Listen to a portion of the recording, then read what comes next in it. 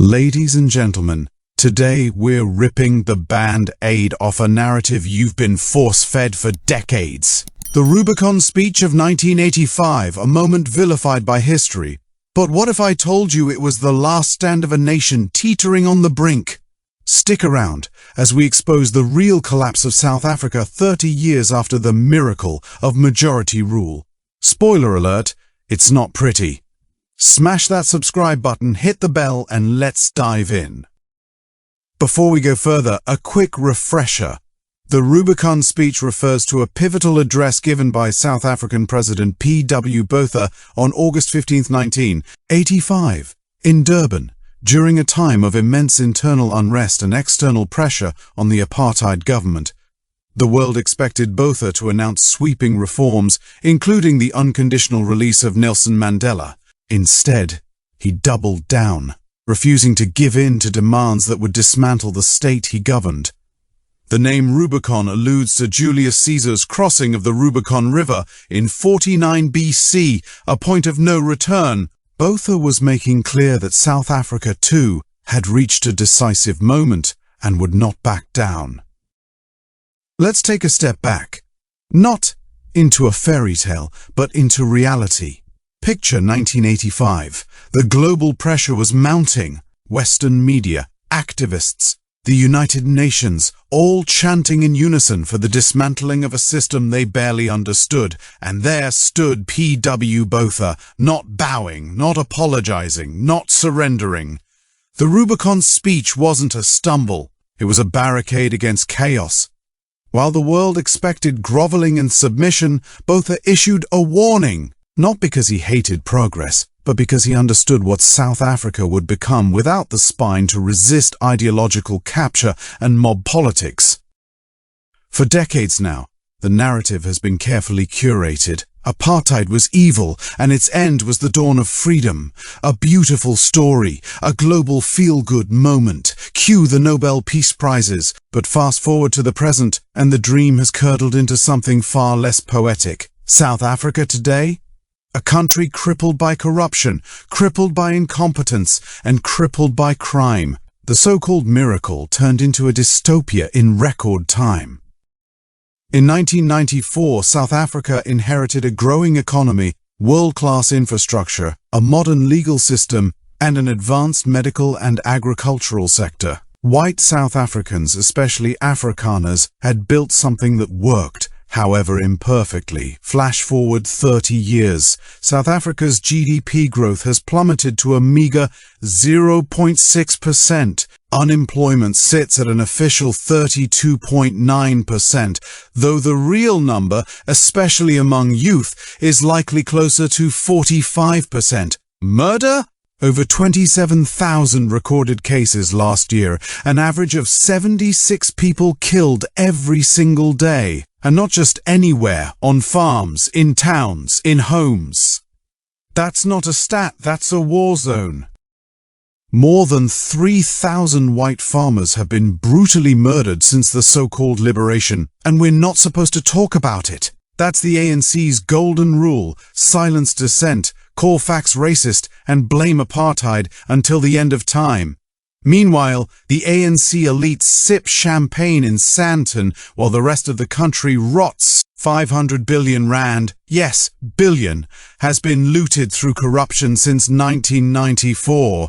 The South African Institute of Race Relations estimates it's likely even higher. Eskom, once a world-class energy utility, is now a collapsing giant, with over 400 billion rand in debt, serving up daily blackouts like their breakfast. Load shedding is the new normal.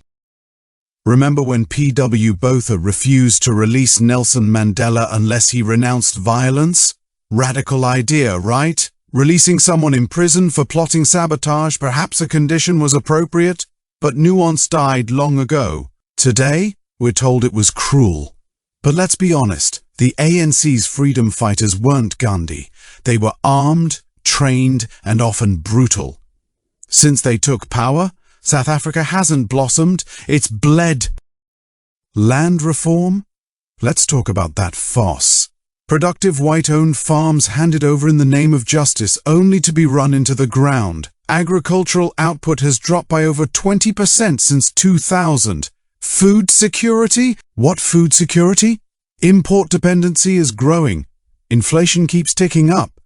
But the political class gets their BEE deals and diversity quotas, so who cares if there's less food on the shelves? It's all progress, apparently.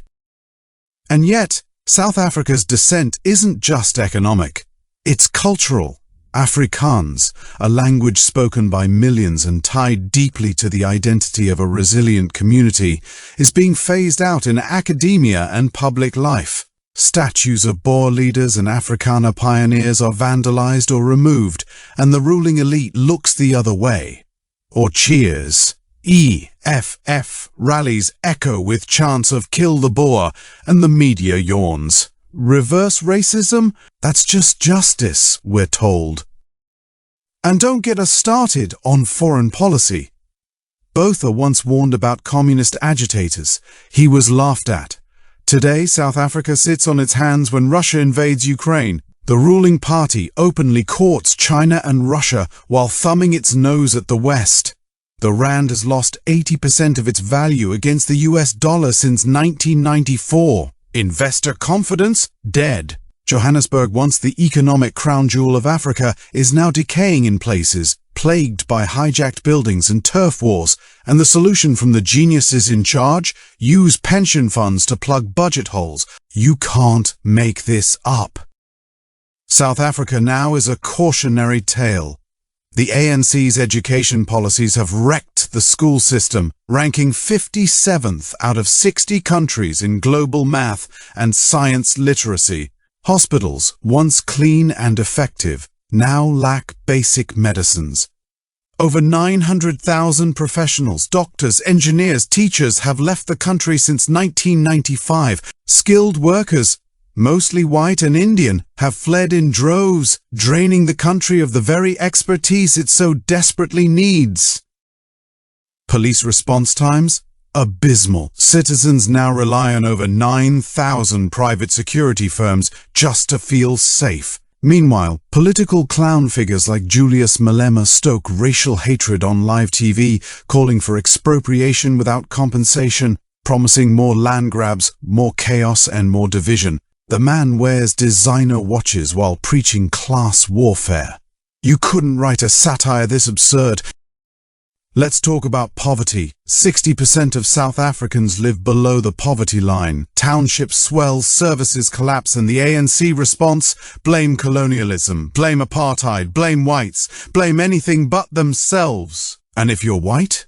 Keep your head down, pay your taxes, and don't complain unless you want a hate campaign or worse. P.W. Botha didn't give the Rubicon speech out of stubbornness. He gave it because he knew the wolves were at the door. He knew that capitulation wouldn't bring peace, it would bring slow destruction. And here we are, 30 years later, a country looted, hollowed out, betrayed by those who promised paradise. There you have it, the unvarnished truth. If this video made you angry, good. Anger fuels change. But don't just rage, comment, act. Join the channel membership, hit super thanks, and let those ads roll. Share this video everywhere. The regime wants you silent. We won't be. Subscribe, ring the bell, and stay vigilant.